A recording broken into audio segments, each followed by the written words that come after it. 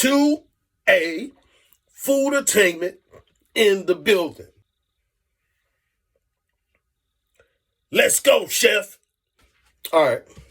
Those of y'all who are familiar with me and familiar with the channel know that I try to open the show up with a little food attainment, whether it's something interesting or whether it's something comedic. Bam!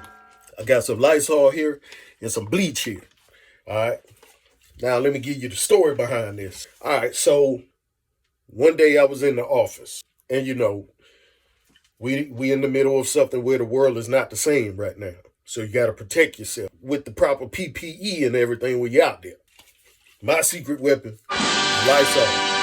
All right. So a dude walked into my office, right? The Lysol hit him.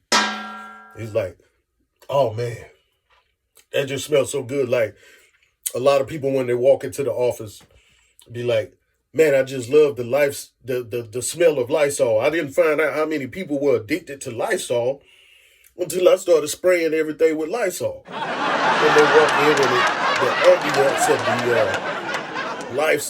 the ambience, the fragrance and everything of the Lysol hits them. And this one guy said, man, you know, I love Lysol. I love the smell of it. And he said, if I walk into a house and I smell Lysol or bleach, you can fix me a plate. You can fix me a plate. All right? And that had me rolling, man. I had to laugh, you know, because people want to eat from somewhere or someone that they know is clean. So y'all hit the air in your kitchen with a little Lysol, wipe some things down with some bleach and stuff, so when people come in there, it's welcoming. You know, when you hand them a plate or offer them a plate, then they won't be reluctant. Because that Lysol done hit them. You know, they looking for that Lysol to hit them before the smell of that food hit them. All right, y'all, but after my little music intro and all of this, we're going to get into the show, okay? Let's go, chef. If you know the song, sing along. Hit it. It's the Carolina Cook, the Carolina cooking the liners, rock and roll to the roll to rock. Say I'm cooking in the kitchen and just don't stop. Rock and roll to the roll to rock. Say I'm cooking in the kitchen. What's up, everybody? Chef Anthony Okra here, the Carolina Cook. Cooking, tasting, and eating the Carolinas. I am the chefadette of the United States. Let's go, chef. All right, y'all, this episode, short, sweet, simple. I can't promise that for my talking, but I can promise that for the cooking. All right, in this episode, I will be cooking up some pan-fried okra with white rice. Southern playalistic soul food. Once you get on it, you can't get off it. This is going to be like an old school dish. So when it comes to old school dishes, you need old school essentials, okay? And a good old school essential is a nice cast iron skillet. All right? If you're going to cook like mama and big mama used to cook, sometimes you got to use what they used. Let's go, chef. I got some chicken bacon here, y'all. I'm just going to chop it up. This chicken bacon is darn near like chicken jerky. It's pretty tough. I don't know why I'm always using my stove as a countertop, but hey, it's a mobile kitchen, not a lot of space, so I got to utilize my space the way that I see fit. This is chicken bacon, y'all. For health purposes, a lot of times we worry about how much money we got in the bank. We worry about our wealth, but we don't worry about our health. We worry about investing into our future, stocks, bonds, all type of stuff like that, retirement, 401k, all of that. But we don't invest in our health the same type of way. When health is great, when health is wealth, all right? You can have all the money in the world, but if you're not healthy enough to get out and enjoy it, or to get out and spend it, then that's just for somebody else who is able to do so. All right. So I try to preserve my health as much as possible. And we know that soul food was not necessarily always healthy food. We know that. So a lot of things that my ancestors used to put ham hocks and pigtails and pork neck bones and stuff like that in, I substitute now for like turkey bacon, turkey necks, turkey wings, smoked turkey wings, stuff like that. So I'm going to be doing the same thing with this dish by using chicken bacon instead of pork bacon. All right. And I will be trying to keep it as healthy as possible, because it's like the comedian Chris Rock said. Black folks will go to a funeral, serve the same food after the funeral that killed the person that was funeralized. And those are facts. So, a lot of times soul food is looked down upon because of the health factors. But you can make it a little healthier, all right? So instead of using lard and fat back and all that type of stuff, you can use stuff like olive oil and healthy heart oils, And you can substitute your pork with chicken and turkey and stuff like that. And a lot of people say, well, hey, it doesn't taste the same. It doesn't taste as good. Yeah, you just have to up your seasoning game up. That's all.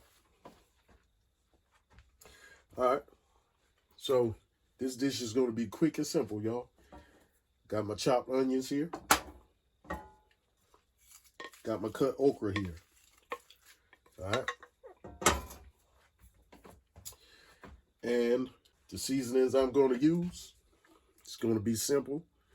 Probably just salt and pepper. So let's just get right into it, y'all. Shall we? Okay, I got my okra here.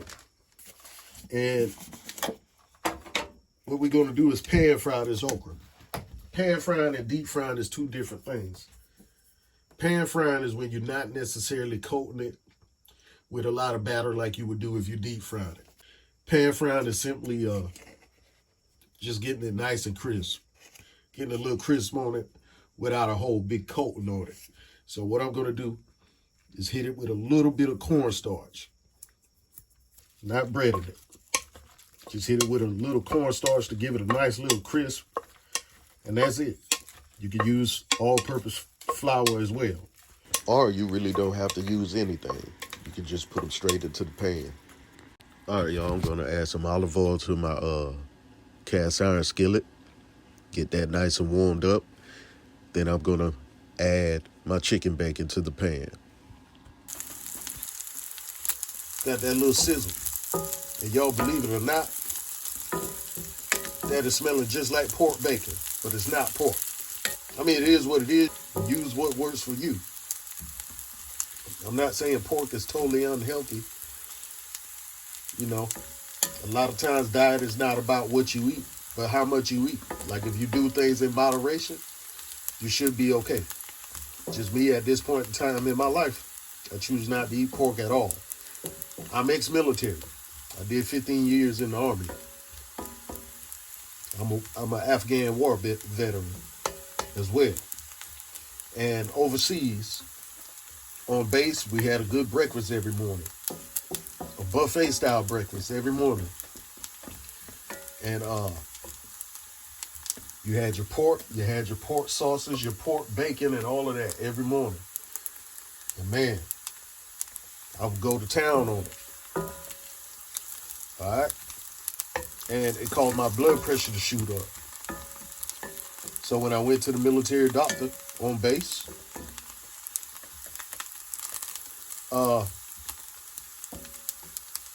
it was like your blood pressure pretty high. We're going to put you on this blood pressure medication. I was like, well, because sometimes you got to give the doctor alternatives as well. Don't just let them tell you.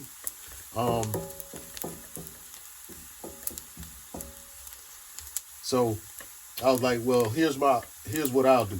I'll stop eating pork. I'll change my diet, cut pork out of my diet.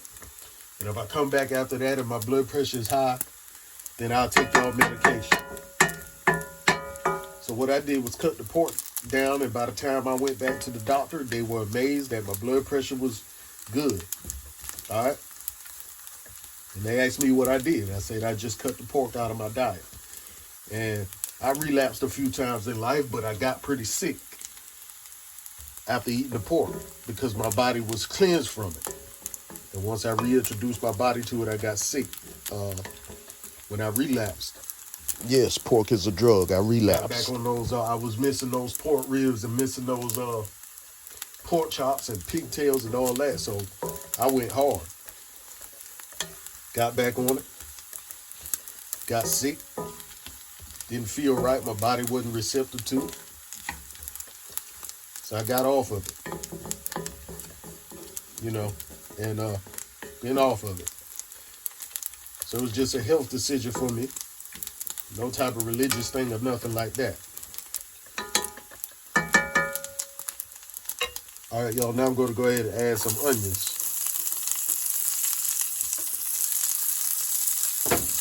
to this bacon. Let everything cook in that bacon flavor. That is smelling good. All right. Now let's go ahead and add our okra to the equation. Now I'm realizing why we were such snotty-nosed kids. I think it was because of the okra in our diet. Okra is very slimy. All right, you hear that snap crackle? You hear that snap crackle pop? I mean, it's doing what it do. Now, what I should have did, y'all, that I'm going to go ahead and do now, is add a little garlic. You can use chopped garlic or minced garlic or whatever. But what I'm going to do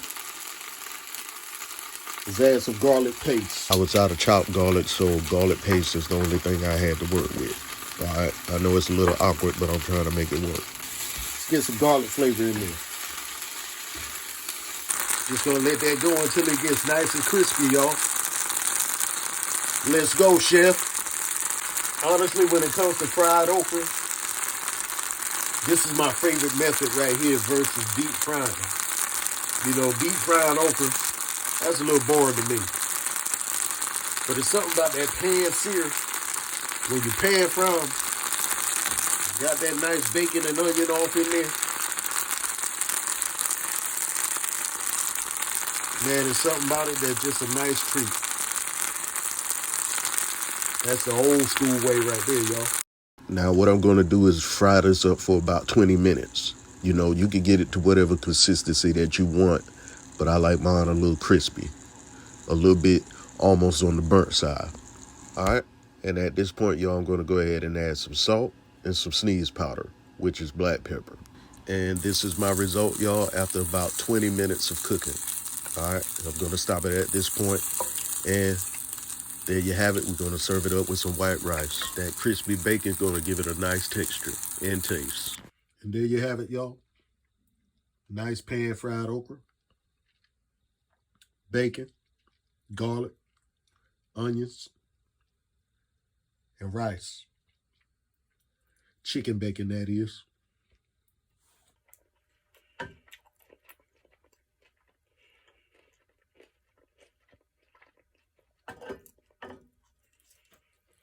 Thank y'all for watching. Be sure that y'all get me into the rhythm of the algorithm by liking, commenting, sharing the love, and subscribing to the channel. And y'all just remember, no matter how much fame, fortune, popularity, money, anything like that you gain in this life, that is not your ticket to disrespect your elders, disrespect your family, disrespect the people around you, your fellow citizens, or anything like that, all right? That's not your ticket to think you above everybody else where you can just start handling and talking to people any type of way, All right, you still got to render respect to everybody, because I try to talk to everybody with respect and deal with everybody with respect. And if you make that hard, then I just fall back and remove myself from the foolishness. All right, don't matter if I know more than you, whether I have more than you, whether you're homeless, anything like that. Respect is due. Respect your elders, respect your parents. Y'all just chill to the next episode. Let's go, Chef. Liketh, shareth thou the love, and subscribeth unto my channel. And smiteth that notification button. Thank you. Let's go, Chef.